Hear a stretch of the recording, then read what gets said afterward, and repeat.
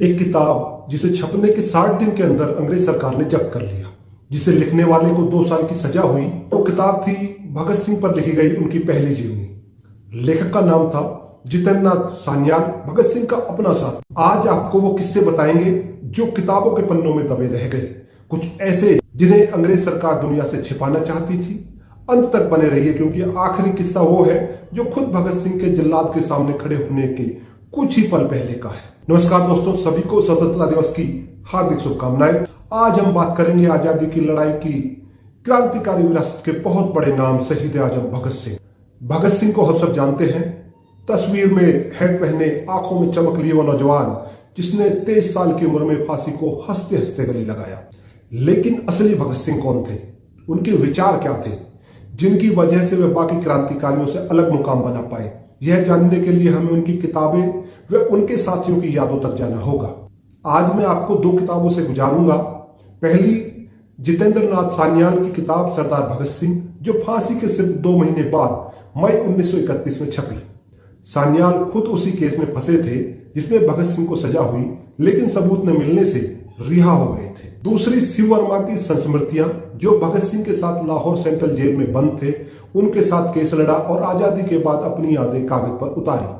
एक किताब बताती है भगत सिंह का बचपन और सोच कैसे बनी, दूसरी बताती है कि जेल की 4 दीवारी के अंदर उनके आखिरी समय कैसे बीते। चलिए शुरू करते हैं। सान्याल सरदार भगत सिंह अपनी किताब किसी और को नहीं बल्कि शहीद करतार सिंह सराभा को समर्पित करते हैं। अब सवाल यह है, करतार सिंह सराभा कौन थे? गदर पार्टी के क्रांतिकारी जिन्हें मात्र 19 साल की उम्र में 1915 में फांसी हुई थी। और यही करतार सिंह सराभा भगत सिंह के हीरो थे, जिनकी फोटो भगत सिंह हमेशा अपने पास रखते थे। सोचिए, एक बच्चा जिसके सामने सिर्फ 19 साल की उम्र में फांसी चढ़ने वाला नौजवान आदर्श बनकर खड़ा हो, यही वह बीज था जो आगे चलकर भगत सिंह के भीतर क्रांति की जड़ बना। सान्याल की किताब सिर्फ भगत सिंह की कहानी नहीं है, यह बताती है कि भगत सिंह अकेले नहीं बने।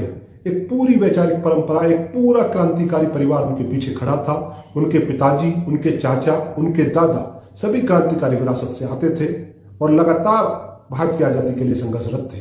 और यही वजह है कि सान्याल की किताब के 14वें अध्याय को इतिहास आज भी सबसे कीमती मानते हैं, क्योंकि उसमें वो अंतरंग किस्से हैं जो कहीं और दर्ज नहीं। लेकिन असली सवाल यह है, अंग्रेज सरकार इस किताब से इतना क्यों डर गई कि इसे छापते ही जब्त कर लिया? जवाब जानने के लिए हमें अगले हिस्से में चलना होगा, जहां भगत सिंह की गरीबी, उनकी भूख हड़ताल और उनकी वो आदत जो आज भी लोगों को हैरान कर देती है, हम आपको बताएंगे। यदि आपने हमें फॉलो व सब्सक्राइब नहीं किया है तो अभी कर लें, ताकि इस तरह की वीडियो आप देख सकें।